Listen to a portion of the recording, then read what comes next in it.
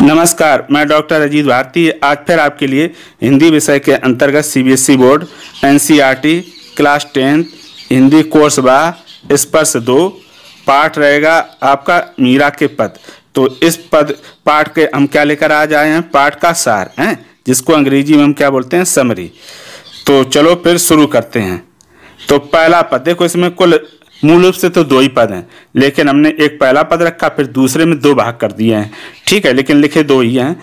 तो चलो पहले शुरू करते हैं। पद नंबर पहला, तो इसकी जो देखो पद के हमने क्या करी, शुरू की 2 लाइनें ले ली हैं और उसके पहले पद का दूसरी लास्ट की 2 लाइनें ये शब्द ले लिए हैं, है ना, लाइन नहीं लिए शब्द, यानी पहले लाइन के 2 शब्द, लास्ट लाइन के 2 शब्द, ताकि आपको पता चल जाए कि ये समरी किस पद की हैं। चलो अब हम समरी देख लेते हैं। मीराबाई अपने इष्ट देव श्री कृष्ण से कहती हैं, हे ईश्वर, आप अपनी इस दासी के कष्टों को दूर करो। आपने द्रौपदी की लाज चीर बढ़ाकर बचाई थी। अपने प्रिय भक्त प्रहलाद को बचाने के लिए आपने नरसिंह भगवान का रूप धारण किया था। डूबते हुए हाथी को मगरमच्छ के मुंह से बचाकर उसके प्राणों की रक्षा की थी।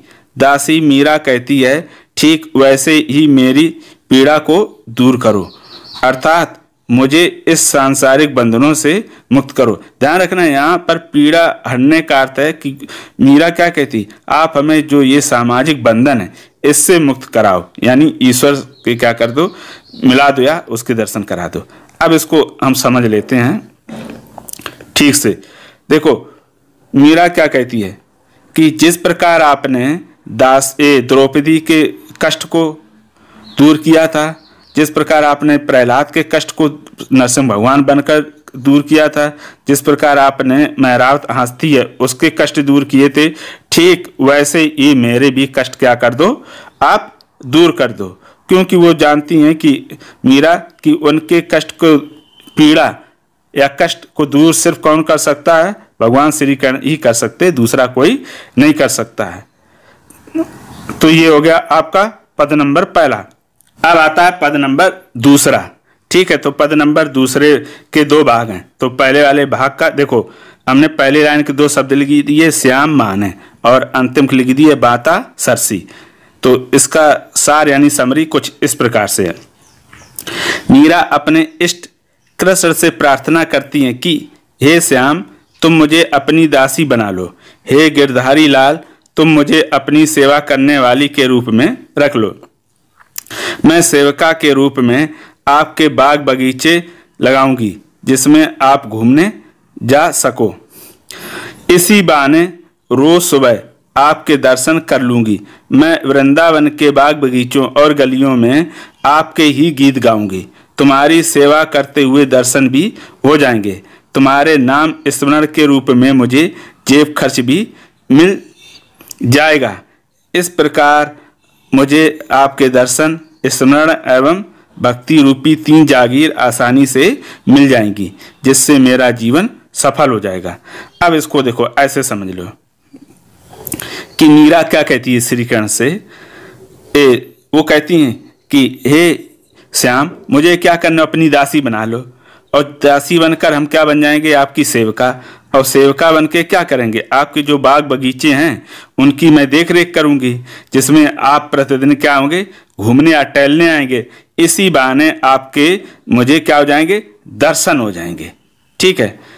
क्योंकि दर्शन का और कोई बहाना ही नहीं है, तो उसने इसीलिए कहा कि सेवका बना लो, बाग बगीचे के दर्शन करेंगे, एक बाग बगीचे की सेवा करेंगे, और उसमें तुम घूमने आओगे, उसी बहाने हम दर्शन कर लिया करेंगे। तो वो कहती जो हम दर्शन, फिर कहते आगे कि तुम्हारे नाम स्मरण के रूप में मुझे जेब खर्च, यानी आपका नाम स्मरण करने से ही मेरा जेब खर्च मिल जाता है, ठीक। उन्होंने नाम को क्या बताया, श्री कृष्ण के नाम को जेब खर्च बताया, यानी एक कीमती वस्तु बताया। कहते इस तरह से हम आपके स्मरण करते, आपके दर्शन से पता क्या क्या होगा, आपके दर्शन, स्मरण एवं भक्ति रूपी 3 जगह आसानी से मिल जाएंगे, यानी आपके दर्शन भी हो जाएंगे, आपका नाम भी, और भक्ति रूपी 3 जागीर मिल जाएंगी, जिससे कहती क्या हो जाएगा, मेरा जीवन सफल हो जाएगा। अब दूसरे का ही दूसरा देखो पद है। तो पहले पंक्ति के 2 शब्द है मुकुट, फिर अंतिम के घड़ो अधीरा, ये 2 शब्द हैं।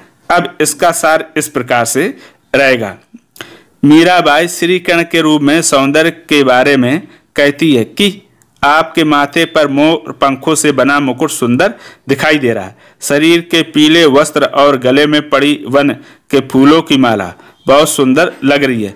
मुरली बजाने वाला मोहन वृंदावन में गाय चराता है।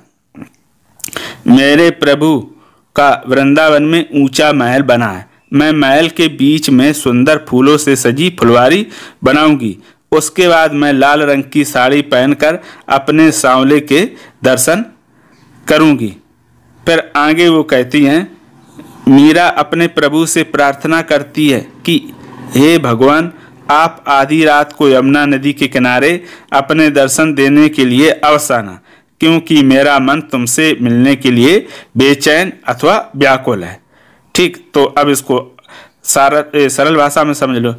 वो मीरा कहती कि देखो यहाँ पर क्या करी, श्री कृष्ण को जो सौंदर्य है, सुंदरता, उसका वो वर्णन कर रही हैं कि आपका जो सिर पर मोर पंख लगा है और शरीर पर जो आप पीले वस्त्र धारण किए हैं और गले में वन यानी जंगल के जो फूल होते हैं पेड़ पौधों के, उसकी माला बहुत कैसी दिखाई दे रही, सुंदर दिखाई दे रही है। आप मुरली बजाने वाले हो, वृंदावन की गाय चराते हो। हे मेरे प्रभु, आपका कहते, फिर वो कहती, मेरे प्रभु का वृंदावन में बहुत ऊंचा महल है, जिसके बीचों बीच क्या करेंगे, फुलवारी बनाऊंगी और लाल रंग की साड़ी पहनकर उनके दर्शन करूंगी। फिर अंत में वो कहती हैं कि प्रभु से प्रार्थना करती हैं, क्या कहती हैं कि आप आधी रात को यमुना नदी के किनारे अपने दर्शन देने के लिए अवश्य आना, क्योंकि मेरा मन तुमसे मिलने के लिए व्याकुल या बेचैन हो रहा। तो इस प्रकार से ये आपका जो मीरा के पद पाठ के समरी समाप्त होगी। अगर इसमें किसी प्रकार का कोई डाउट हो तो हमें कमेंट करके अवश्य बताना और ये भी बताना कि ये आपको समरी कैसी लगी। इस पाठ से संबंधित अगर कोई प्रश्न हो तो भी आप पूछ सकते हैं। तो फिर आज के लिए इतना ही। अब हम फिर मिलेंगे किसी नए विषय के साथ। तब तक के लिए धन्यवाद।